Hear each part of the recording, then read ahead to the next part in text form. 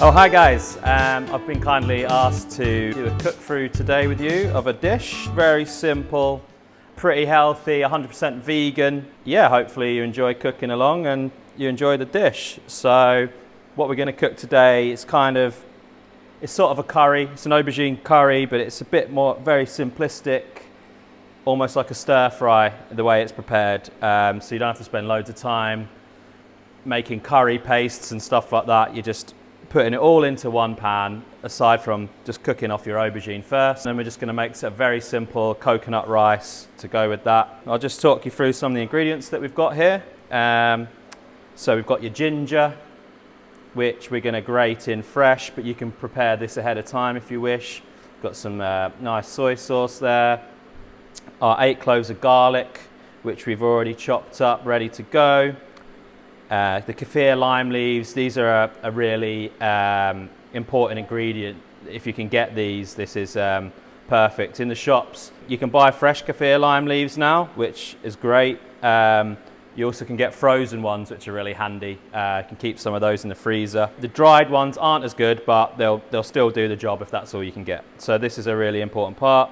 We've got some aubergine that we've pre-cooked off, but I'm going to just show you how to prepare it as well. A couple of limes there, some for squeezing, some for extra juice at the end. Got some Thai red bird's eye chilies. Obviously these are spicy little guys. If you like your dish a bit less spicy, you could use a regular red chili instead. Got some palm sugar here, just your fresh tomatoes, just like 3 sort of medium sized, 200 grams. Obviously your aubergine, you've got some shallots here, and got your rice ready to go for later. We'll start off with, we've got a griddle pan here, which we're gonna pre-cook the aubergine off. If you don't have a griddle pan at home, you can just do this in a regular pan, but we like to get a nice smoky flavour on the aubergine. In the restaurant we're in, we normally cook the aubergine over a barbecue, but obviously at home a griddle pan's great. We're going to just prep up this aubergine and get this griddling. And we're just going to get those straight in the griddle pan. And what we're doing this, we're just getting a nice smoky flavour going on with these aubergines. So we'll just prep up the rest of this aubergine whilst we're waiting for that to finish griddling. Whilst we're waiting, we've got a pan here which we're going to cook the curry in. So you're gonna start off with your shallots, get some oil in the pan, about a couple of tablespoons of oil straight in there. I like to kind of just cut the shallots in sort of long, thin strips.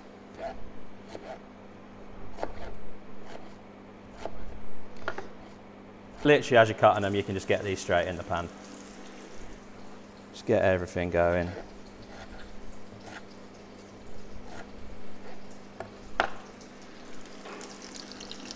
And I think some of our aubergine are getting nice and charred there, so we're just going to flip them over.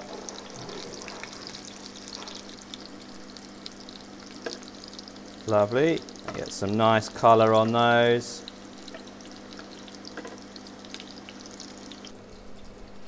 Like I say, like I've done here, I would recommend preparing a few bits ahead of time so you can kind of get everything cooking straight away and enjoy a nice lunch.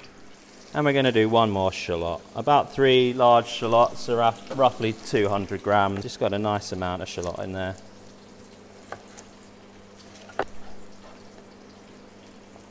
As soon as the shallots are done, we're going to get the garlic straight in there as well. And sweat them down nice. And now we're going to go straight in with your garlic.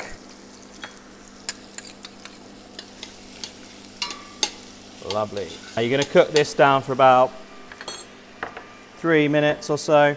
Right, so these aubergines are done now, so we're just going to add them with the ones that, with the Magica television I have prepared earlier. Lovely. Don't worry how far you sort of take the aubergine, because if a few of them are sort of almost borderline burnt, that's just going to give you a lovely smoky flavour. And we're now going to get the rest of our aubergine griddling. And the shallots and garlic are just cooking away nicely there. And we're getting ready now to get our ginger in there. So this is about a sort of a large farm of ginger. And I've got a special fine grater here, but any regular grater will do the job just as well.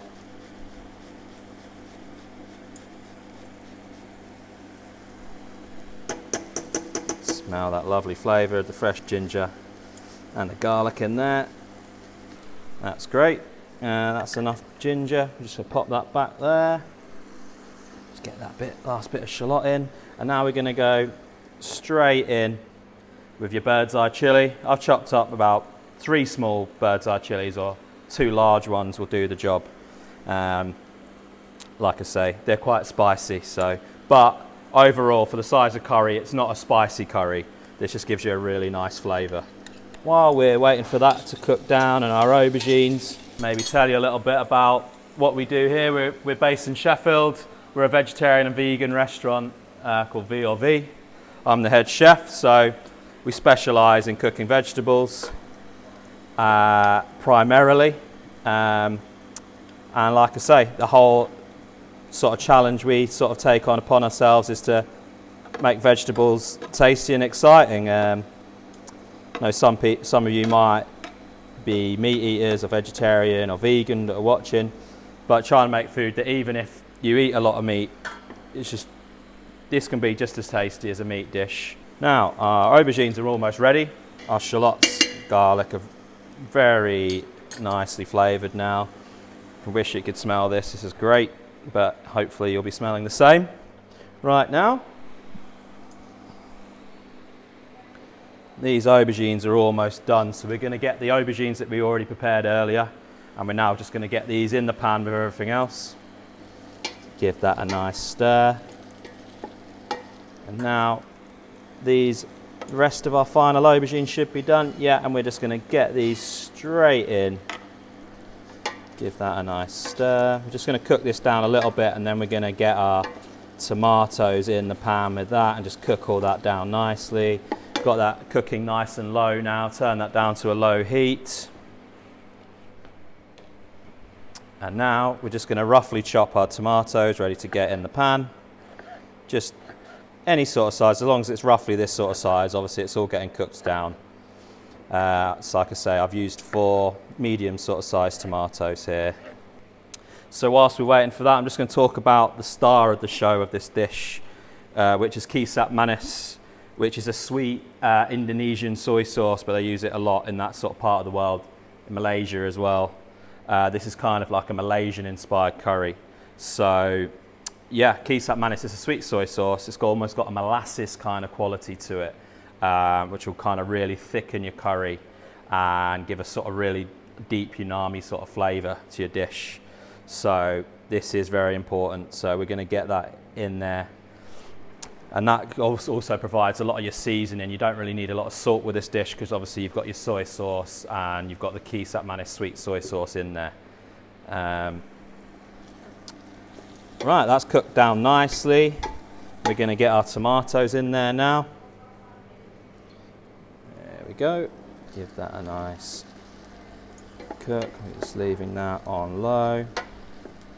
They're just cooking down nicely. We're just going to leave that on low, and these tomatoes are going to start cooking in and creating the base of your sauce of your curry dish. Now, whilst we're waiting for that, we're going to sort out our rice. So, you want a lidded pan for this, like so.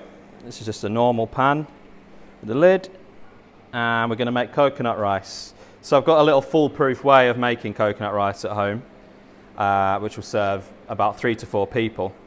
If you use a full can of coconut milk, this is, try and use a decent quality brand of coconut milk. This is an organic one. You can really taste the difference using a better quality coconut milk. So the way we're going to do this, using a full can of coconut milk. And then we're going to get all of that straight in the pan.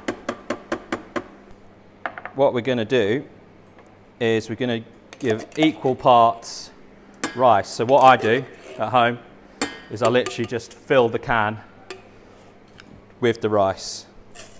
Thai style coconut rice, really. It's going to be a little bit sticky. So full can of rice, we're popping it in there. Equal amounts of water. So we're going to do a full can of water. So equal parts coconut milk, water and rice. Full can of water in there. There we go. And then just a little pinch of sea salt, but obviously you can use regular salt. Little pinch of salt in there, and that's it, simple. We're gonna get the lid on there straight away. Just gonna turn this on medium to start with, just to get it going. Now these are starting to soften up. We're gonna start getting some of our other ingredients in here. This is lime we're gonna squeeze in towards the end. So we're now gonna get our normal dark soy sauce in here. Just gonna add a little bit more liquid. A couple of tablespoons of that. And now we're gonna get the all important Kefir manis sweet soy sauce. You can buy this in most supermarkets now, obviously your local Asian supermarket. Like you see, it's got a thick, almost molasses kind of consistency to it, and that's really gonna like thicken up this curry. We get a nice big bit of that in there. Don't want to be too shy with that. We've got that in there now. That's cooking down nicely. Beautiful. And we're going to also get in the other important ingredient, the Kefir lime leaves, which really add a lovely quality to this dish. So we're just going to chuck those straight in there. We just used frozen ones today. They're perfect because you can just keep them in the freezer, and you've always got some to hand when you want to use them. Again, if you buy the fresh ones from the shop, you can just freeze them yourself if you've got some spare. Lovely, that's really cooking down into sort of a curry consistency now. Just going to check on our rice as well. Now that's bubbling away now, so we're just going to turn that down to low. And then we're going to also now get our lime juice in there. Whole juice of a lime, squeeze that in there. There we go. And then something I put on your ingredients as an optional extra, if you can get it. I've got some miso paste here, and this sort of curry, this is kind of based on a Malaysian stir fry really. Traditionally you'd put fish sauce in or shrimp paste, quite often both, even if you were cooking a vegetarian curry, you'd still add the fish sauce and the shrimp paste.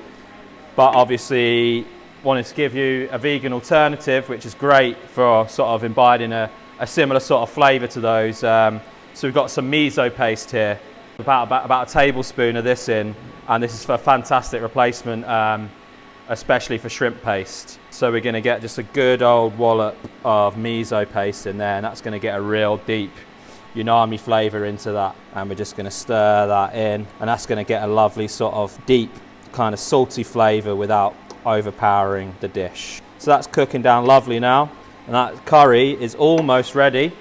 Still got that going low. Just going to check on our rice again. That rice is looking good. We're getting there on the rice.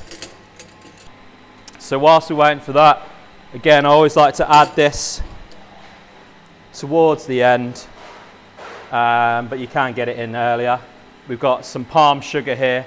Again, most supermarkets you can get palm sugar now. So we're just going to get a few good scrapings in there. I'd say about half a tablespoon we're going to get in there today.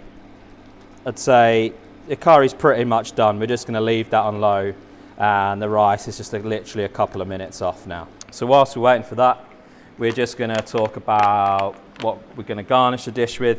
I'm just showing off a little bit here, being a bit chefy, because our friends grow these for us. These are garlic chives, very similar to a normal chive, got a sort of oniony quality, but there's just a little hint of garlic as well. Right, our rice is pretty much is basically done. We're going to turn that off now, and we're just going to leave the lid on for a few minutes to leave that to steam. Curry is looking beautiful, smells great. Going to put a tiny bit of Kefir manis in there, but it doesn't need a lot. Just another little drizzle of that.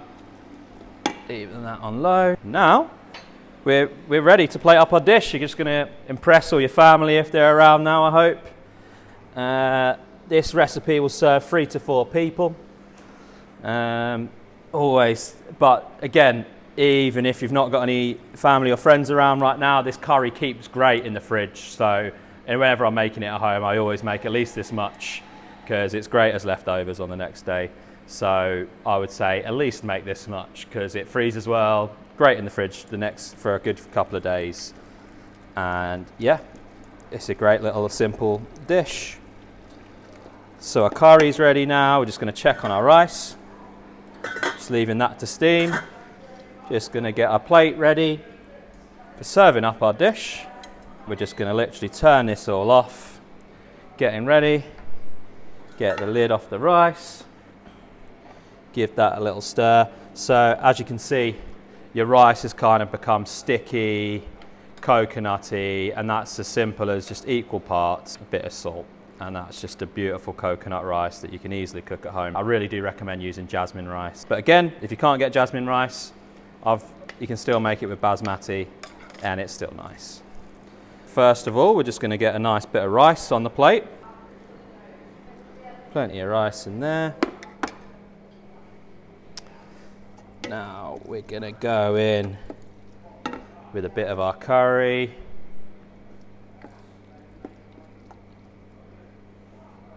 Look at that beautiful, thick kind of, you can see how all the sugars in the Kisap manis and the palm sugar have really cooked down with the tomatoes, and it's made this beautiful sticky sauce, which is just packed full of flavour and simple to do. 1, 2, 3. That's a lovely little portion there for lunch or for dinner. There we go. Simple as. Get a nice little lime wedge on there. Just going to cut a few more of these garlic chives like so. And just the nice chives on top of there. Bit of colour and just kind of really finishes the dish with a nice sort of freshness there. So there we have it. That's smoked aubergine Kefir lime curry with a coconut rice. Very simple to cook at home with very little skill. Hopefully this brings a little bit of sunshine to your kitchens today. Thank you very much for your time. Hope you enjoyed cooking.